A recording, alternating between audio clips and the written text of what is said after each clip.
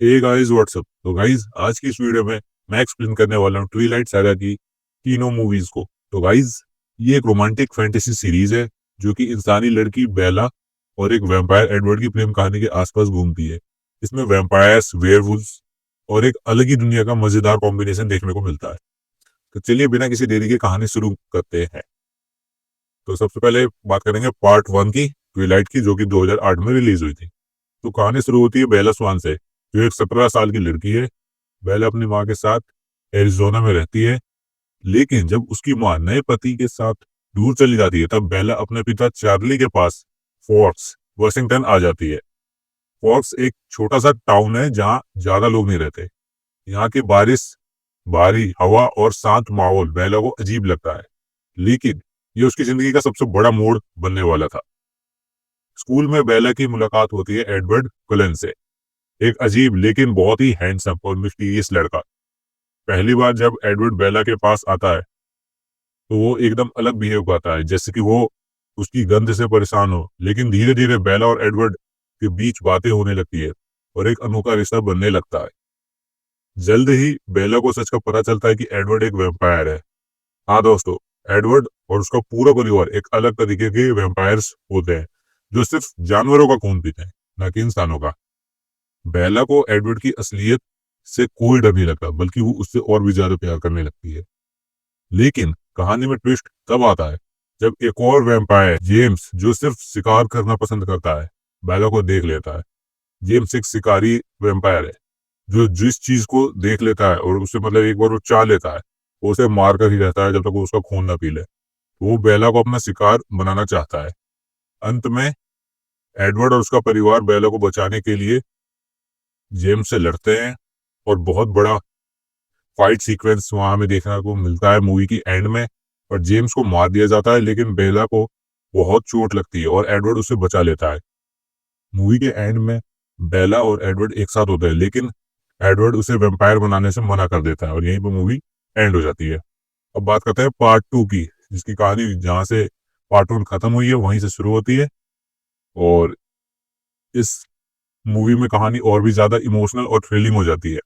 बेला और एडवर्ड एक साथ खुशी खुशी रहते हैं, लेकिन एक दिन बेला की बर्थडे पार्टी के दौरान उसकी उंगली कट जाती है और एडवर्ड के भाई जैस्पर उसका खून देखकर कंट्रोल नहीं कर पाता। यही वजह होती है कि एडवर्ड फैसला लेता है कि बेला की सुरक्षा के लिए उसकी जिंदगी से दूर चली जाना चाहिए। ये सुनकर बेला की दुनिया एकदम अंधेरी हो जाती है। एडवर्ड के बिना वो डिप्रेशन में चली जाती है, लेकिन तभी उसका पुराना दोस्त जैकब ब्लैक उसकी मदद करता है। जैकब एक वेयरवुल्फ है और वेयरवुल्फ्स और वैम्पायर्स एक दूसरे के दुश्मन होते हैं। बेला को एडवर्ड की याद इतनी सताती है कि वो जानबूझकर खतरे उठाना शुरू कर देती है, क्योंकि हर बार जब वो किसी खतरे में होती है तो उसे एडवर्ड की आवाज सुनाई देती है। एक दिन बेला समुद्र में जंप मार देती है और जैकब उसे बचा लेता है। लेकिन तभी एक और बड़ा ट्विस्ट आता है। एडवर्ड को लगता है कि बेला मर चुकी है और वो भी अपनी जान देने के लिए वॉल्टरी के पास चला जाता है। वॉल्टरी एक शक्तिशाली वैम्पायर कोवन है जो इटली में रहता है। अगर कोई वैम्पायर अपनी असल शकल इंसानों को दिखाए तो वॉल्टरी उसे मार देते हैं। बेला और एलिस, एडवर्ड की बहन होती है जो कि एलिस, एडवर्ड को बचाने इटली पहुंचते हैं और वक्त पर लेते हैं। एडवर्ड को बचा लेते हैं, मतलब वो लोग यहाँ पे। वॉल्टरी एडवर्ड को मारने वाले होते हैं, लेकिन बेला उन्हें बता देती है कि वो भी जल्द वैम्पायर बनने वाली है। एंड में एडवर्ड और बेला एक साथ वापस आते हैं और एडवर्ड एक शर्त रख देता है, अगर बेला उससे शादी करेगी तभी वो उसे वैम्पायर बनाएगा। तो यहीं पे मूवी का दी एंड हो जाता है। Okay guys, so now let's explain part 3। अब कहानी और भी ज्यादा इंटेंस होने वाली है। इस मूवी में एक नए वैम्पायर विक्टोरिया की एंट्री होती है, जो कि जेम्स के साथ ही होती है। विक्टोरिया बेला से बदला लेना चाहती है, इसलिए वो नए नए वैम्पायर्स की एक पूरी सेना बनाती है। ये नए वैम्पायर्स बहुत पावरफुल होते हैं, क्योंकि नए बने वैम्पायर्स ज्यादा स्ट्रांग होते हैं।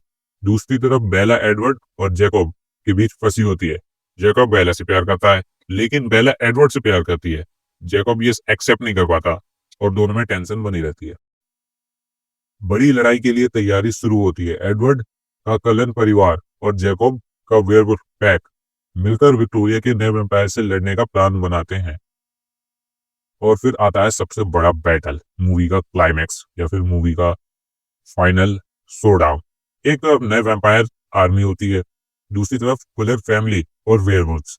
जैकब और एडवर्ड के दुश्मन होते हुए भी दोनों मिलकर विक्टोरिया और उसकी सेना से लड़ते हैं, क्योंकि वो दोनों उससे प्यार करते थे।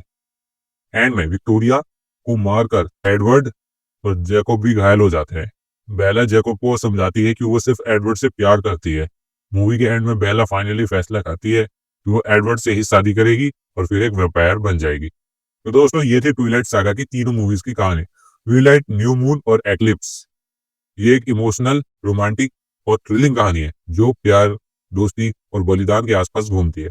अगर आपको ये एक्सप्लेनेशन पसंद आया है तो कमेंट करके जरूर बताएं।